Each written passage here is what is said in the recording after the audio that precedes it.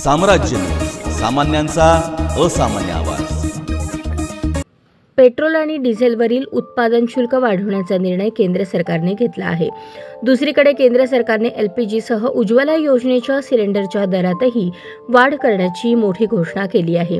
त्यामुळे सर्वसामान्यांसह गृहिणींचे आर्थिक बजेट कोलमडणार असून LPGच्या दरात नेमकी किती वाढ होणार आहे हे जाणून घेऊयात। केंद्र सरकारने मंगळवार 8 एप्रिलपासून LPGच्या दरात वाढ करण्याचा निर्णय घेतला असून केंद्रीय पेट्रोलियम आणि नैसर्गिक वायू मंत्री हरदीप सिंग पुरी यांनी ही घोषणा केली।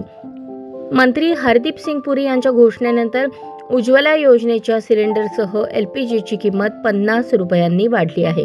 उज्ज्वला योजनेच्या अंतर्गत मिळणारे सिलेंडर आता 500 रुपयांच्या ऐवजी 550 रुपयांना मिळणार आहे, तर दुसरीकडे LPG गॅस सिलेंडर 803 रुपयांऐवजी आता 853 रुपयांना मिळणार आहे।